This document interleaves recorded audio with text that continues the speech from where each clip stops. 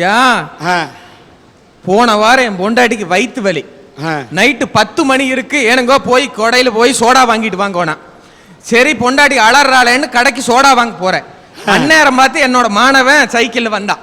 மரியாதை சங்குன்னு சைக்கிள் விட்டு இறங்கிட்டு, சார் வணக்கம் சார் அப்படின்னா. வணக்கப்பா வணக்கம் சார். இன்னாரத்துக்கு எங்க சார் இங்க அப்படின்னா. ஒண்ணு இல்லடா சோடா வாங்கலான்ட்டு வந்தேன்னா. சார் இன்னாரத்துக்கு சோடாவா? பார்ட்டியாட்டா இருக்குது. பசங்க எப்படி முன்னேறாம பாத்தீங்களா? டே பொண்டாட்டிக்குடா சோடா, எனக்கு இல்லடானா. பொண்டாட்டிக்கா? அப்ப 2 பேர் சேர்ந்தா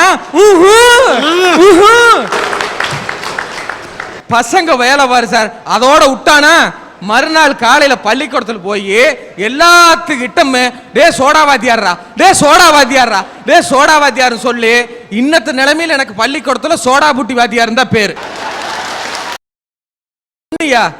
பட்ட பேர் எங்களுக்கு வச்சாலும் கூட இந்த மாணவர்கள் பட்டம் வாங்கி போகணும்னு நினைக்கிறான் பாத்தியா ஆசிரியர். சபாஷ். ஒரு சில ஆசிரியர்கள் எப்படி தெரியுமா ஐயா இருக்காங்க? தாங்கிட்ட படிக்கிற மாணவன் தாங்கிட்ட டியூஷன் வந்தாதான் அவனுக்கு இன்டர்னல் மார்க்ஸ் போடுவேன் அப்படின்னு பயமுறுத்துற ஆசிரியர்கள் எத்தனையோ பேரியா. ஐயா பாப்பா ஊசி போட்ட டாக்டர் பார்த்து மிரண்ட மாதிரி இருக்குது. வேற ஒன்றும் இல்லை. அம்மா அப்பா என்ன பண்ணுவாங்கன்னா குழந்தைக்கு உடம்பு சரியில்லைன்னா தூக்கிட்டு ஓடுவாங்க. அந்த டாக்டர் என்ன பண்ணுவாருன்னா ஊசி போட்டுட்டு பீசு வாங்குவார். அதில் மருத்துவம் இல்லை. இந்த பாப்பா என்ன பண்ணுதுன்னா அந்த ஊசி போடுறது வலிக்குது இல்லையா, அந்த வலியை பார்த்து பயப்படுது. சரி வாத்தியாருங்கிறவங்க வந்து டியூஷனுக்கு கூப்பிடுறது இல்லை, பெத்தவங்க தான் கொண்டு வந்து விடுறாங்க, டியூஷன் எடுக்கிறாங்க. ஐயா நான் இப்ப 2 சூடம் வாங்கியாரேன். ஒரு சூடம் இவர்கிட்ட கொடுக்குறேன், இன்னொரு சூடம் நான் வச்சுக்கிறேன். ஒரு சில வாத்தியார்கள் நான் இப்படி டியூஷனுக்கு கூப்பிடுறாங்க நான் சொல்றேன், இவர் கூப்பிடலைன்னு சொல்றாரு. இந்த இடத்துல அந்த சூடத்தை ஏத்துறையா, அவரையும் சத்தியம் பண்ண சொல்லுங்க, நானும் சத்தியம் பண்றையா. சபாஷ். நான் சொல்றேம்மா, எனக்கே தெரியுமா, தாங்கிட்ட டியூஷன் வச்சுக்கலன்னா அந்த பையன் மேல வெறுப்பை காட்டக்கூடிய ஆசிரியர் இருக்கிறாங்க. நானே சொல்றேன். ஆனா எல்லா ஆசிரியர்களும் அப்படி இல்லை, சில ஆசிரியர். ஐயா பிறந்தவுடன் நமக்கு கிடைக்கும் தாயிடம் தாளாட்டு, அது நமக்கு புரியாது. இறக்கும் போது நமக்கு கிடைக்கும் பிள்ளையிடம் நீராட்டு, அது நமக்கு தெரியாது. ஆனா இந்த தாளாட்டுக்கும் நீராட்டுக்கும் இடையிலே இந்த மக்கள் சமுதாயத்திடமிருந்து கிடைக்குதே பாராட்டு. அந்த பாராட்டை பெற்றுத்தரவங்க தான் ஆசிரியர்கள். ஓகே. பாராட்டு மட்டும் ஆசிரியர் கொடுக்கறது இல்லையா, சில சமயம் திட்டுவாங்க, சில சமய தலையில கொட்டுவாங்க, சில சமயத்தில் அடிப்பாங்க, சில சமயத்தில் உதைப்பாங்க. இதெல்லாம் எதுக்கு ஆசிரியர் கொடுக்கறாங்க தெரியுமா? நம்ம நல்லா இருக்கணுங்கிற காத்தாயா கொடுக்கறாங்க. சரி ஒண்ணு இல்லைங்க.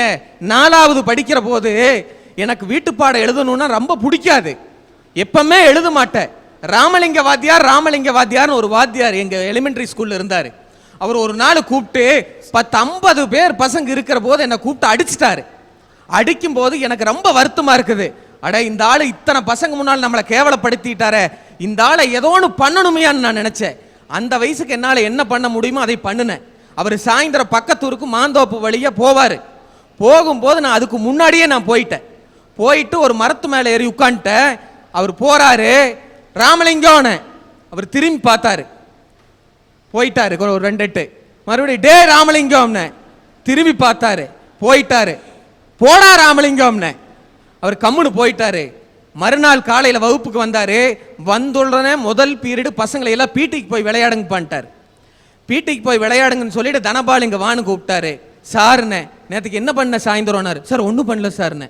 இல்லடா நான் சாயந்தரம் போகையில் ராமலிங்கோன்னு ராமலிங்கோன்னு டே ராமலிங்கோன்னு போய் விளையாடுங்கன்னு சொல்லிட்டு தனபால் இங்கே வான்னு கூப்பிட்டாரு. சாருண்ணே நேற்றுக்கு என்ன பண்ண சாயந்தரம்னாரு. சார் ஒன்றும் பண்ணல சார்ண்ணே. இல்லடா நான் சாயந்தரம் போகையில் ராமலிங்கோன்னு ராமலிங்கோன்னு டே ராமலிங்கோன்னு போடா ராமலிங்கோன்னு நீ எத்தனை தடவை சொன்னாலும் நான் ராமலிங்கம் தான்டா, நான் உன்னோட நண்பன்டா, உனக்கு பிரியம், என்னை டேன்னு தான் கூப்பிடணும்னா இனிமேல் டே ராமலிங்கம்னா கூப்பிடுறா, அதை பத்தி எனக்கு வருத்தம் இல்லடா. நீ அந்த உணர்ச்சி வச போட்டு டேன்னு சொல்லும் போது அந்த கிளையை பிடிச்சிட்டு இருந்த கையை விட்டுருந்தேன்னு வச்சுக்கடா, அதுக்கு நான் தாண்டா வருத்தப்படுவேன். அதனால உன்னோட நல்லதுக்கு தாண்டா சொல்ல. ஆனா ஒன்னு சொல்றேன்டா, உன்னை மறுபடியும் அடிப்பேன், நீ வீட்டு பாடம் எழுதுற வரைக்கும் அடிப்பேன்னு சொன்னாரு. ஒரு ஆசிரியர் கீழே விழுந்துருவேன் நினைச்ச உடனே தான் அந்த மாணவன் அங்க விழுந்துட்டான். என்னை நீ ஒரு முறை அல்ல 100 முறை ராமலிங்கம் என்று கூப்பிட்டு பார், நான் கோபித்துக் கொள்ள மாட்டேன். நீ என்ன சொன்னாலும் நான் உன்னை திட்டுவேன். காரணம், வைரத்தை கூட பட்டை திட்டினால்தான் அது ஒளி வீசுகிறது. உன்னை கூட நான் திட்டினால்தான், உன் தலையிலே கொட்டினால்தான் நீ வாழ்க்கையிலே ஒளி வீசுவாய் என்று இவரை பட்டை திட்டிய வைரமாக அனுப்பி வைத்ததால் தான் இன்றைக்கு ஒரு ஆசிரியராக வந்து ஒரு தனபால் இங்கே உரையாற்றி கொண்டிருக்கிறார்.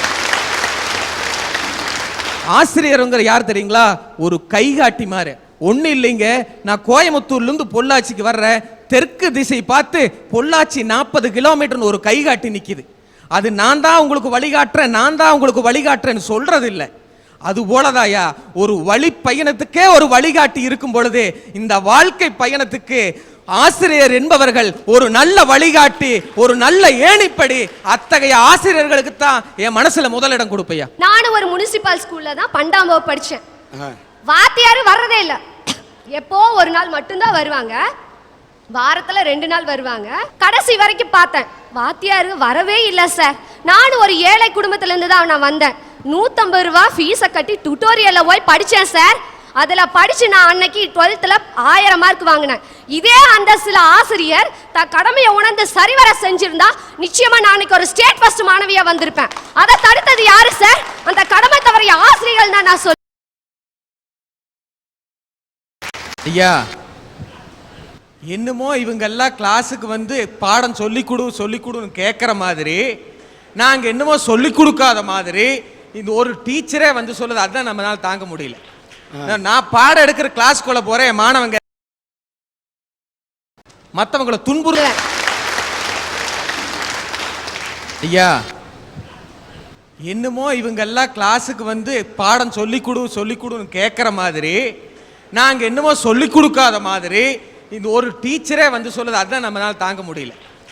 நான் பாடம் எடுக்கிற கிளாஸ்க்குள்ள போறேன், மாணவன் கேட்கிறான், சார் மற்றவங்களை துன்புறுத்துறது பாவச் செயலா இல்லையா சார்னு கேட்டான். நான் சொன்னேன், சத்தியமா பாவச் செயல்ரா, ஒருத்தர் துன்புறுத்துறது மிகப்பெரிய பாவச் செயல்னா. அப்புறம் சார் பாடம் எடுத்து எங்களை கொள்றீங்க, கம்முன்னு போங்க. ஒண்ணு இல்லைங்க, பரீட்சையில பேப்பரை திருத்தி கொடுத்தேன், ஃபெயிலா போயிட்டான். ஏன்டா ஃபெயிலா போயிட்டானே? 55னா. நீ வாங்கின மார்க் 5டா, ஏன்டா ஃபெயிலா போனேன்? 55னா. உங்களுக்கு 55னா தெரியுதா இல்லையா? பையன் நல்லா தெரிஞ்சு வச்சுக்கிறேன். தெரியும், நானே வந்திருந்தேன். சொல்லுங்க. 55வது பிரிப்பின் படி நீ வா பையனை திட்டினேன்ட்டு உன்னை அரெஸ்ட் பண்ண வச்சிருவேங்கிறான். அப்படி இருக்கிற காலத்துல இந்த மாதிரி எங்கெங்க அது நடக்குது? இதெல்லாம் ஒண்ணு இல்லைங்க. என் வாத்தியார் எனக்கு சொல்லி கொடுத்தாரு. என்ன சொல்லி கொடுத்தாரு தெரியுமா? தெரிஞ்ச கேள்விக்கு மட்டும் பதில் எழுதாதேனார். ஐயா, என்ன சொல்றீங்க எனக்கு புரியலையேன. ஆமாடா, தெரிஞ்ச கேள்விக்கு மட்டும் பதில் எழுதாத, நட்ட வெள்ளாமைக்கு வேலி போடாத, உங்க அம்மாவுக்கு செலவுக்கு பணம் கொடுக்காதேனார். நான் குழம்புனேன். ஆனா வாத்தியார் மேல நம்பிக்கை இருக்குது. நீங்க நல்லதுதான் சொல்லுவீங்க, ஆனா புரியுற மாதிரி சொல்லுங்க. அவர் சொன்னாரு, தெரிஞ்ச கேள்விக்கு மட்டும் பதில் எழுதாதேன்னு. என்ன அர்த்தம் தெரியுமா?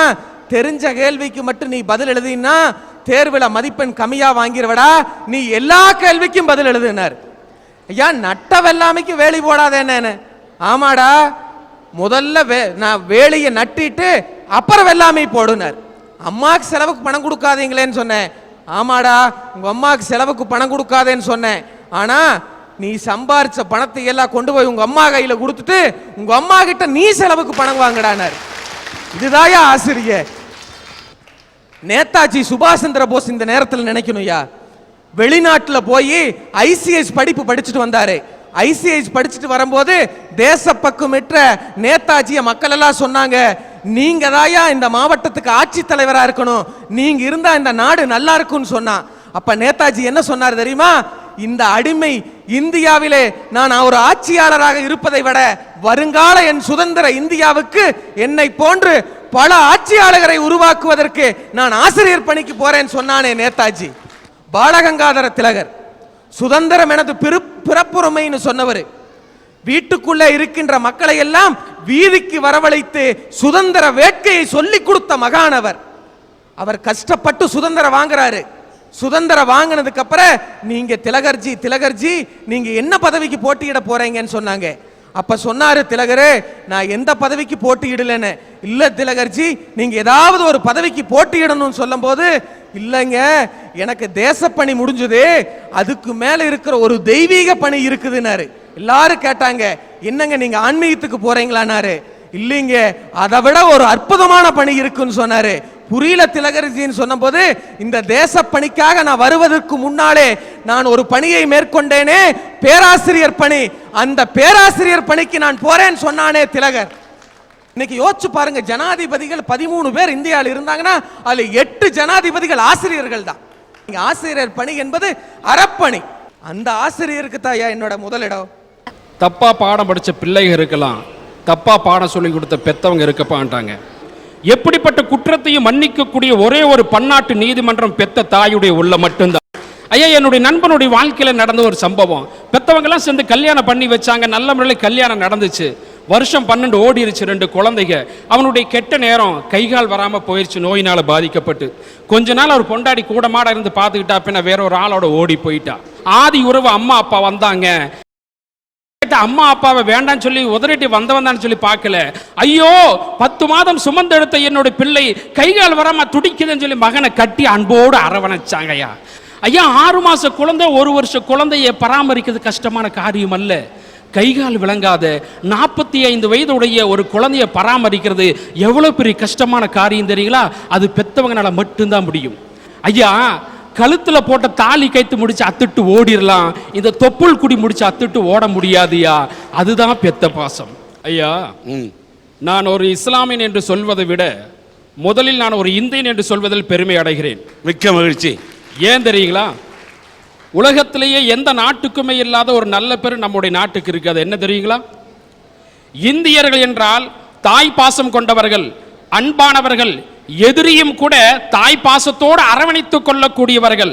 அந்த தாய் பாசத்துக்கு தான் நம் மனதில் முதலிடம் கொடுக்கணும் பேச போறியா. ஐயா, ஒரு மனுஷ வாழ்க்கையில கல்வி அறிவு இல்லாமல் வாழலாம், உறவுகளே இல்லாமல் வாழலாம், வெளிச்சம் இல்லாமல் இருட்டிலும் கூட வாழலாம், குரு இல்லாத சிஷியனாக வாழலாம், கண் இல்லாத குருடனா, கால் இல்லாத முடவனா, இப்படி எப்படி வேண்டுமானாலும் வாழலாம். ஆனா பெற்றோர் என்ற உறவு இல்லாமல் யாருமே இருக்க முடியாது. அன்னையும் பிதாவும் முன்னறி தெய்வம் என்று நமக்கு பள்ளிக்கூடத்தில் பாடம் சொல்லி கொடுப்பாங்க. ஏன் அப்படி பாடம் சொல்லி கொடுக்கறாங்க? உலகத்தில் இருக்கக்கூடிய எல்லா மதமும் மார்க்கமும் சொல்லுது கடவுள் தான் மனிதனை படைச்சா அப்படின்ட்டு. அந்த கடவுள் மனிதர்களை நேரடியாக படைக்கிறது இல்லையா, பெத்தவங்க மூலமாகத்தான் மனிதனை கடவுள் படைக்கிறான். ஐயா, கடவுளுக்கு ஆக்கும் சக்தி அழிக்கும் சக்தி இருக்குது. சில சமயம் தப்பு பண்ற மனுஷனை கடவுளை அழிச்சிருவான். ஆனா பெத்தவங்க ஆக்கும் சக்தியாக தான் இருப்பாங்க, அழிக்க மாட்டாங்க. சபாஷ். ஐயா, அந்த காலத்துல நடந்த ஒரு சம்பவம். கமலாவதிங்கிற அம்மா நிறை மாத கர்ப்பிணி, அவனுக்கு பிரசவ வலி ஆரம்பமாயிருச்சு. அப்போ அந்த வழியை அரண்மனை ஜோசியர் வந்தாரு. அந்த ஜோசியர்கிட்ட கேட்டாங்க, பிறக்கக்கூடிய குழந்தையுடைய எதிர்காலம் எப்படி இருக்குன்னு. அவங்க சொன்னார் அந்த ஜோசியர், இன்னமும் 45 நிமிஷத்துக்கு பின்னாடி இந்த குழந்தை பிறந்தா இந்த ஜகத்தை ஆளக்கூடிய அரசனாக வருவான், வறுமையில வாடக்கூடியவங்களுக்கு தர்ம பிரபாக திகழுவான். 45 நிமிஷத்துக்கு முன்னாடி பிறந்தானா அவன் தரித்திரம் பிடிச்சவனாக ஆயிடுவான்னு சொன்னாங்க. உடனே அந்த பெத்த தாய் கமலாவதி அம்மா என்ன செஞ்சாங்க தெரியுங்களா? தன்னுடைய வேலை ஆட்களை கூப்பிட்டு என்ன தலைகளா கட்டி தொங்க விடுங்கன்னு சொன்னாங்க. கட்டி தொங்க விட்டாங்க. ஏன் தெரியுங்களா? தலைகளா கட்டி தொங்க விட்டா வயிற்றுக்குள்ள குழந்தை தலைகளா திரும்பிரும். அந்த 45 நிமிஷம் வரை குழந்தை பிறக்காது. 45 நிமிஷத்துக்கு பின்னாடி என்னை கீழே இறக்கி விடுங்க அப்படின்னு சொன்னாங்க. இறக்கி விட்டாங்க. உடனே குழந்தை பிறந்துருச்சு. அந்த அம்மா தலைகளா தொங்கியதுனால தலையினுடைய பகுதியில் ரத்தம் அதிகமா போய் கண்கள் எல்லாம் ரத்தம் போல சிவந்துருச்சு. தான் பெத்த குழந்தைய முகத்தை பார்க்கலான்ட்டு அந்த அம்மா முதலாக குழந்தை இருக்கக்கூடிய பக்கமா தலையை திருப்பி குழந்தைய பார்க்கறாங்க. கண்கள் எல்லாம் செவந்து இருக்குது. அந்த கண் செவந்து இருக்கிற பார்த்து என் கண்ணே கோச்சங்க அப்படின்னு சொன்னாங்க. உயிரை விட்டுட்டாங்க. ஐயா, அவர் பிற்காலத்தில் வேற யாரும் இல்ல, 63 நாயன்மார்களை மிக பிரபலியமான பிரசித்தி பெற்ற சொல்லக்கூடிய அளவுக்கு ஒரு நாயன்மாரா திகழ்ந்தாரு. இதே தமிழகத்தில் பல சிவாலயங்களை கட்டக்கூடிய பாக்கியம் பெற்றாரு. வறுமையில வாடக்கூடிய மக்களுக்கு வாரி வாரி தர்மங்களை அள்ளி கொடுத்தாரு. ஐயா, இந்த செய்தி பெரிய புராணத்தில் வருது. ஐயா, என்னுடைய அப்பா ஒரு இஸ்லாமிய மத போதகர். 101 வயசாச்சு. 101 வயதுடைய ஒரு பெரியவருடைய உடல்நிலை எப்படி இருக்கு நினைச்சு பாருங்க. கொஞ்சம் உடல்நிலை சரியில்லாதவர். ஒரு நாள் இரவு 1:30 மணிக்கு அவருக்கு அவசரமாக டாய்லெட் வந்துடுச்சு. அவருடைய ரூமுக்கு முன்னாடி நான் படுத்துக்கிட்டு இருக்கிறேன். அவசரமாக டாய்லெட் வந்ததுனால அவரால் கட்டுப்படுத்த முடியல. என்னுடைய தலை, மூக்குத்தண்டு, என் உடம்பு ஃபுல்லாக அவருடைய மலம். சராசரி மனிதனை போல எனக்கும் கோபம் வந்துச்சு. ஒரு நிமிஷம் நான் என்னை கட்டுப்படுத்திக்கிட்டு, அட நாம குழந்தையா இருக்கும்போது நம்முடைய மலத்தை அவருடைய கையில் எத்தனை நாள் எடுத்து சுத்தம் பண்ணியிருப்பாரு. இன்னைக்கு அவர் குழந்தை ஆயிட்டாரு, அவருடைய மலத்தை எடுத்து சுத்தம் பண்றது நம்முடைய கடமை அல்லவா, நம்முடைய கடமை அல்லவான்னு நினைச்சிட்டு அந்த 1:30 மணிக்கு அவர் கூடயே போய் அவருக்கு செய்ய வேண்டிய எல்லா உதவியும் செஞ்சுக்கிட்டு கொண்டு வந்து ரூம்ல விட்டையா. அப்ப என் தலையில கை வச்சு சொன்னாரு, அப்பா நீ நல்லா இருப்பேனாரு.